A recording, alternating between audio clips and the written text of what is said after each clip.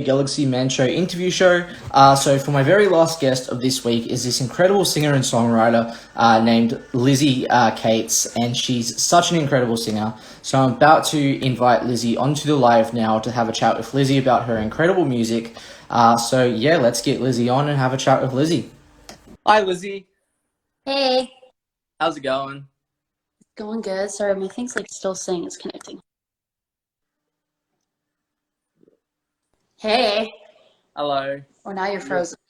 You're a bit. There you go. There we go. Sorry, I had to turn off my Wi-Fi. For some reason, when I have my Wi-Fi on, it never works. Yeah, you're all good.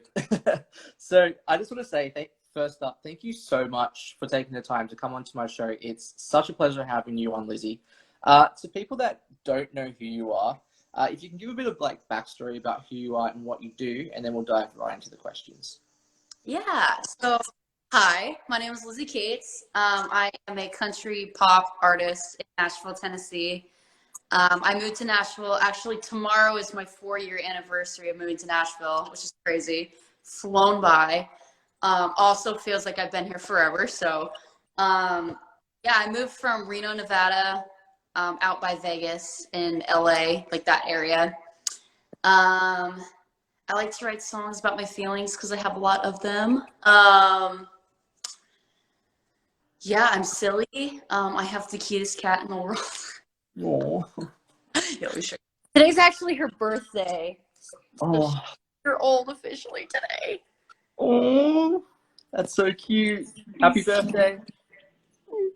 Yeah, she's the light of my life. Oh, Yeah. awesome.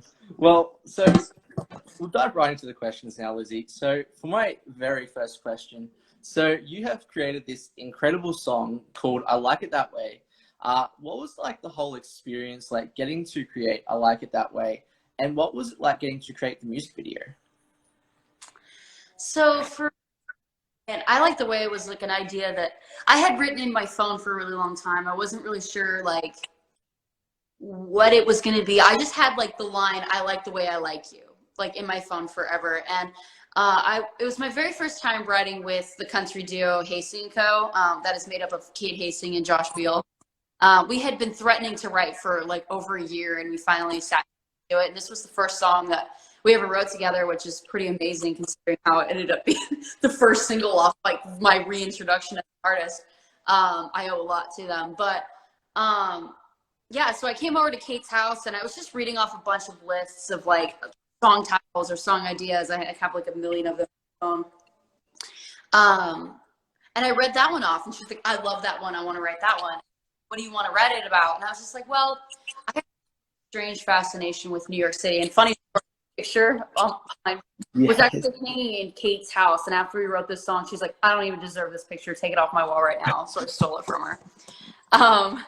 Yeah, so that one was cool. We kind of decided that we wanted to write more the concept and the feeling of falling in love with someone. And we kind of compared it to New York City because being in New York City, especially your first time, it's chaotic and crazy and terrifying, but at the same time, it's so amazing. And you just you want to see more of it. And it's kind of that's kind of what felt like falling in love. So yeah, we wrote that. And months later, so we had demoed it, and a couple months later we went to New York City, me and my boyfriend to New York City, and he just gotten a camera.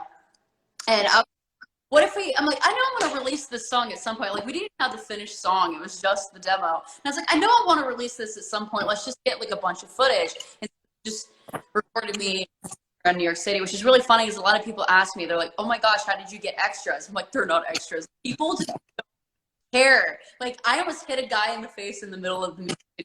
No reaction, nothing. And so it's fun. That's just how New York is. And I ended up putting the song out, and I was like, oh my god, we have all that footage. We ended up having enough for a music video. So yeah.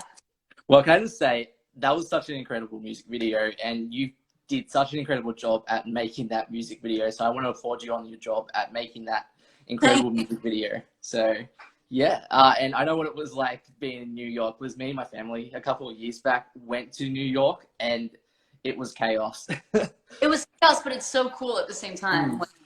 So much. There's so much. It's crazy. Yeah. Yeah. So on to my very next question. So what? So on to my very next question. So with creating music, you have also created this other incredible music song called "Such a Mess." What was like the whole experience like getting to create this song? And yeah, what's like the meaning behind this song?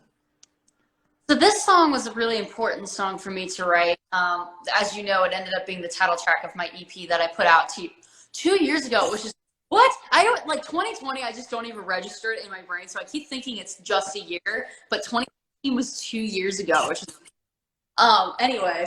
Yeah, so I put it out like almost 2 years ago, like end of April. And when I wrote this song, I knew that that was going to be the title track of whatever the heck I was going to record. Like I didn't know if it was going to be an album or if it was just going to be the song. Um, it was a really important song because I wanted to write a song that was really honest about myself. Like I have never written a song that describes me more than anything.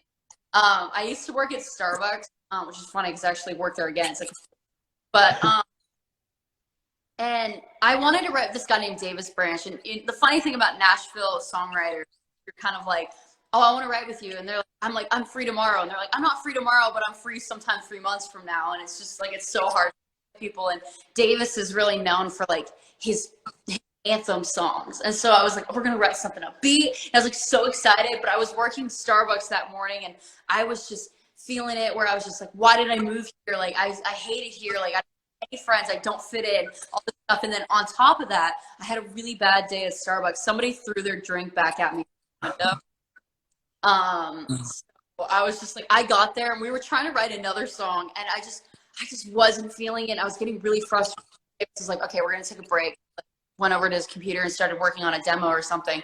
And I started singing the chorus of the song like to myself. And he comes over to me and I'm like, I'm sorry, I'm such a mess. Wow.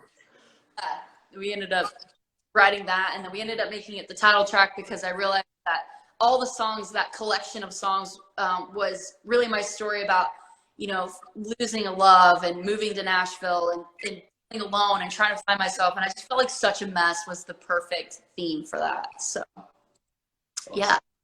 So on to our very next question. So you have also created this other incredible song called "Make Me." What was like the whole experience, and what was the like the meaning behind "Make Me"? So Make Me, you know, there should be some really extravagant like meaning behind it because I have that with every song. This one was kind of, I like to call it my experimental song. So I had this idea that morning, like I wrote it in my phone and I went to go write with Andrew Capra and Dan Harrison and I just was like, I'm kind of feeling this idea. And they're like, I love it. Let's write.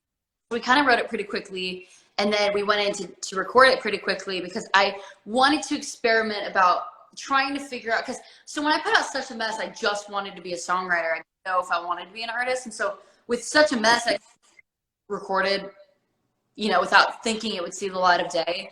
And so at this point, I was like, okay, I want to be an artist. So at this point, I was trying to figure out who I wanted to be. And so I went in, recorded this, and kind of experimented with background vocals. I've always been obsessed with those like background vocals. I have a lot in my choruses. You probably hear them a lot. But we were really just trying something out, and not to like disregard that song. I'm really proud of that song. But yeah, that one was kind of an experimental song. We didn't put any like promotion behind it or anything like that. So I wish I could tell you that there was some like myself behind it. I mean, a lot of people out there that relate to it, and I definitely know a lot of people that relate to that. So, but that's the story behind that one. Awesome. So on to our very next question. So you have also created this other incredible song called "Spring Break." What was like the whole experience like getting to create "Spring Break"? So Spring Break was a really fun song. That was actually the first song that I wrote with Andrew Capra and Dan Harrison, and then also our friend Matt Wynn, which is funny because this song actually is, we actually call ourselves the Spring Breakers, like our little writing group because of the song. This is the second song we all wrote together. Dan had thought of the idea and he's like, I want to write a Spring Break song. We're like sitting there and I'm like, bear with me. What if we make it a breakup song? And they're like, and I just started singing, sitting on Dawson Best, and they were just like feeling it. So that one was that one was kind of like an on the whim thing. I knew it was spring break, and we had that demo, so that was actually just the demo that Andrew captured. So we didn't really put like, you know, a lot of time or effort. I mean, I love that one, but I was like, spring break, we need to put it out, so I just like released it.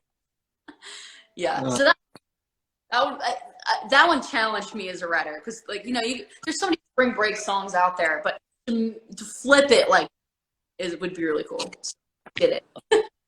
Well, can I just say that was actually another incredible song I actually liked. And yeah, your songs like that we've listed so far have been really incredible, and like your vocals and your whole talent that you have is really phenomenal. And I just would like want to say, keep doing you. Like, you are doing such an incredible job, and yeah, I'm loving your work. So loving your music. Happy. Thank you so much. So good. So on to our very next question. So you have also created this other incredible song called Don't Stop Making Plans. What was like the whole experience like creating this song? This song is I literally am so excited that you brought this one up, because this is one of the very first songs I ever wrote when I first moved here. This one was so much fun. So when I first moved here, I had a thing for my roommate, and everybody was like, you guys are in love with each other. I'm like, my roommate, that's weird. But when we wrote this song, I was hanging out with two of my friends, DeLorean and Josh, and they were like, me and Josh wanted to write a sad song, because we're like, really, we love writing depressing songs, but DeLorean is this amazing, beautiful, like, guy. So he's like, we're gonna write something happy. Lizzie, tell me something happy that's going in your life. Go. And I was like, I have a thing for my roommate. And I literally stopped, and I was like, I've never even admitted to this, including myself, until this very moment. And he's like, well, why do you think that? And I'm like, because we keep making these ridiculous plans, and I just don't want them to ever stop.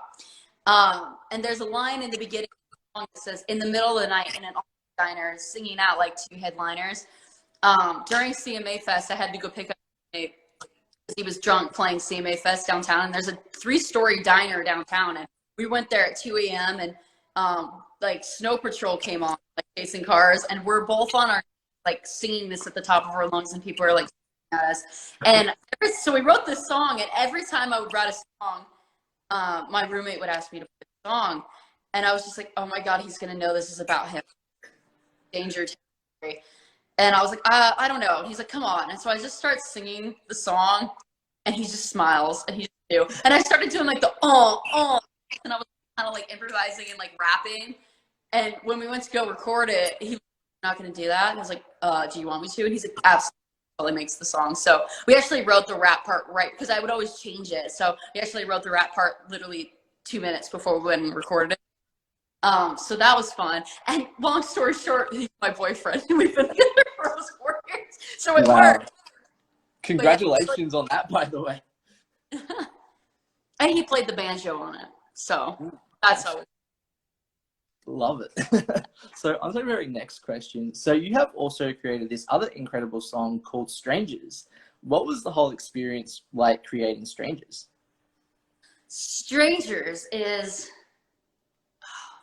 still to this day one of my favorite songs. This song was the most important song I think will be for my career and for me personally. It was my very first co-write. I wrote it when I was living back in Reno, and I wrote it with a guy named Nate Teal. And because this was going to be my very first co-write, I knew at this point I was going to be moving to Nashville. And I was in this 6-year relationship, and I knew that it would be coming to an end when we move. And it's kind of like terrifying knowing that somebody for that long knows you really well going forward doesn't get to know you anymore, and you become strangers again. And I think that's just terrifying. Like, it's more terrifying than if like I've cheated or done, you know, it's terrifying. So because I knew this was gonna be my very first, I wanted to be prepared, but and the night before I went to go write with Nate, I woke up at 2 a.m. with this haunting melody, that chorus melody. I was like, oh my god, I have to get up. So I pulled myself out of bed, down at the piano, and I didn't know like how I wanted to write it, so I just wrote it, and the song ended up being like ridiculously long. And I played it for Nate the next day. I have a song, but it's like too long. Like, we're talking like full-on story. Okay, it was so long. And so I played it for him. Okay, we're gonna have to shorten that. and all that. And we recorded it in his house, and then I put it out, and it kind of grabbed people's attention in Nashville, and that's when I knew I was like, I have to get to Nashville. I think I'm ready to move there. I think I'm good enough. Of course, when you get here, you realize, oh my God, maybe not, but it's good because then you get here and you're talented. But so yeah, I put that out, and it won the International Songwriter Award, Best Country Song of 2020. So yeah. Congratulations on that, by the way, too. So on to our very next question. So who inspired you as a person to get into like performing and singing in the first place? Well, I was really, I mean, I've always been inspired by a lot of different kinds of music. Like, I was fortunate enough to have parents that listened to a wide variety of music. Like, my mom was really into 80s rock, 80s pop, like country, all kinds of country, 90s country, 80s, like all country across the board. And then my dad was into like really country, but then he also loved like punk rock, and he loved like just lots of different kinds of music. And so for me, growing up, I was inspired by a lot of things, but I think my favorite were the Dixie Chicks at the time. Obviously, the Chicks now, but at the time, the Dixie Chicks. Like that was a lifelong dream when I was supposed to become a Dixie Chick. Didn't realize that that's not a thing. Like, you don't get to just grow up and become part of a band. I thought that, yeah. So yeah, I'm gonna say the Dixie Chicks, and then obviously Taylor Swift was a huge person for me when I was like 12. She's the one that inspired me to get a guitar, learn how to play it. So yeah, I mean, I have a lot of influences. I mean, obviously, Garth Brooks. My mom used to sing Garth Brooks to me as a baby. It was like the only thing that would make me fall asleep. That, and like George Strait and Alan Jackson, and obviously Shania Twain, obviously. So, but I also that's with Phil Collins. Like, the Tarzan soundtrack is the best soundtrack of all time. Yes. So on to our very next question. So what have you learned about yourself, like as a person, especially like during COVID? Ooh, good question. I've done a lot of growing up in the last couple of years. Obviously, me moving to Nashville, a huge wake-up call. You're forced to spend a lot of time by yourself when you move across the country and don't know anybody. So I realized that I'm a lot braver than I ever thought that I ever was. I also like when COVID made me realize that I am a busybody. I cannot just sit down in one place. Like, day 3 into COVID, or like shutdown, I was losing my mind.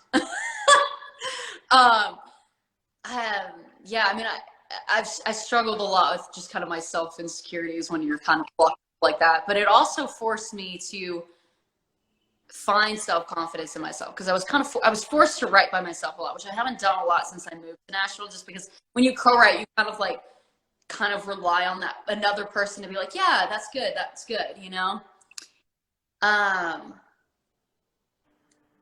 but when you get to write by yourself, like, knowing your intuition, knowing like, just do it. It doesn't matter if it isn't good or not.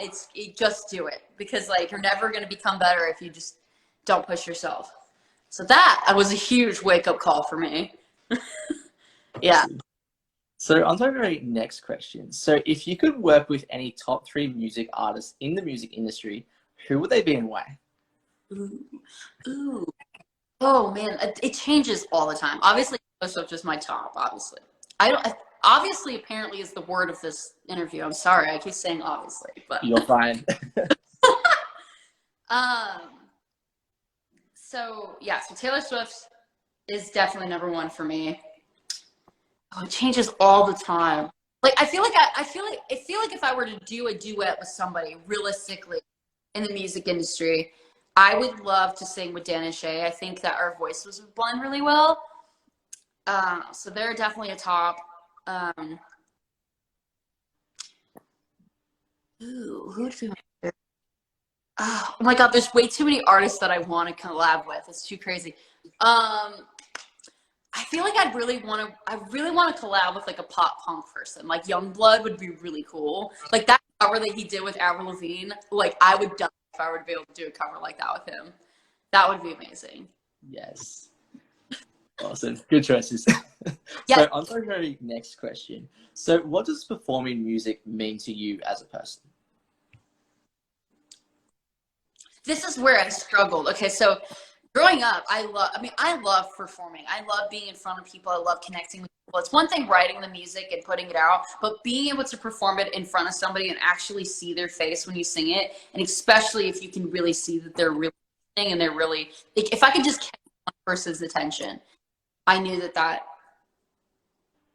was the all like the reason why I'm there. You know what I mean?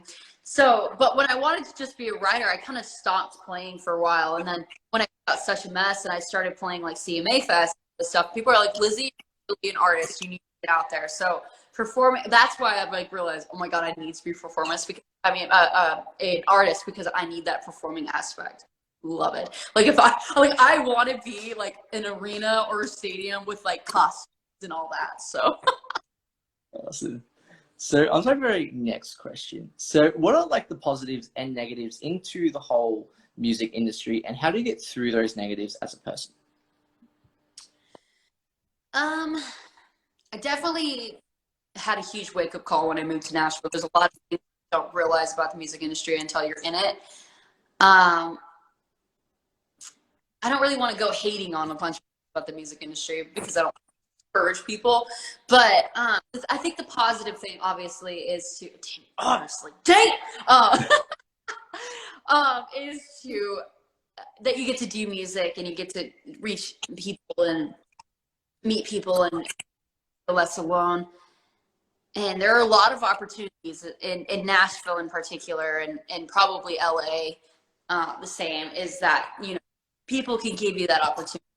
But I think the dark side of the music industry is that because there are so many opportunities, people like to take advantage of you, and they like to blackmail you and like all this stuff, and like they kind of like pull the cart. To them it's a business. They don't really care about you as a person. Because at the end of the day, they have to think about it in that way. Like, yeah, you might have like a connection. I mean, the most important thing about in Nashville is to have a connection with somebody, because you don't get to just make it like how it used to be. It's not like you can walk into a record label and be like, I want a record deal. You have to know somebody. You have to know them for quite a long time before they even think about having, wanting to work with you. So a connection is great. But at the same time, because you have that connection, a lot of things get like, you take things so personally. Have to remember at the end of the day, it's business, and they just want to know the next big thing that they can make money off of. Awesome. So Yeah. I'll have a last question. So what's like next for you, like music wise, for the rest of 2021 that you would like to like announce on the show? I have a brand new single coming out on April 16th. It's available for pre-order. Saved my bio. I'm so excited about this one. It's so fun. It's like you just want to like roll down your window, yell it out of the window, and like drive past your ex's house and be like, we can't be friends. Great. Yes. Love it. Awesome. Well, can I just say, thank you so much for joining my show. Would you like to perform one of your songs, by the way? I would love to. Thank you for having me. And I'm so sorry. I wrote down the wrong day. You're fine. It's all good. It's Easter coming up too, so we're all gonna like forget something. Yeah. I'm gonna play "We Can't Be Friends" because it's coming out on April 16th. Wink, wink.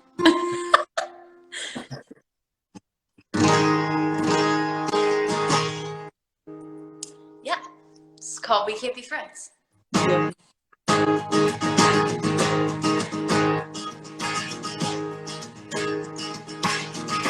You showed up, 'cause you knew I was gonna be there. I just so what? Told me that I don't care.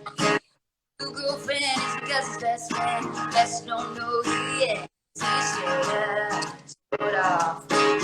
She was right there. Hey, that's why we can't be friends. Hey, this is where it ends. It's the guy never tried. Every time cross my mind. That's why we can't be friends.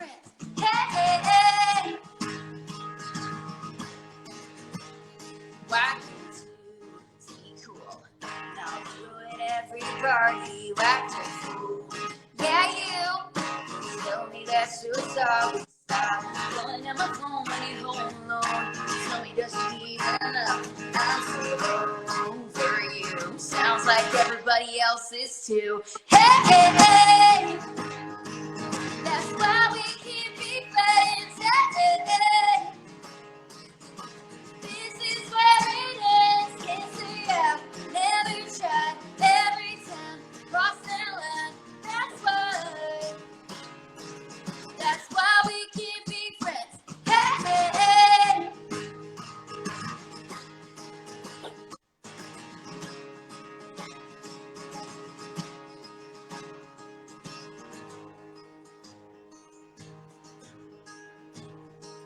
Now, ladies, stay with me. Don't text your ex.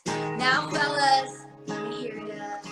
Don't text your ex. Hey, that's why we can't be friends. Hey, ever again. Hey, that's why we can't be friends. Hey.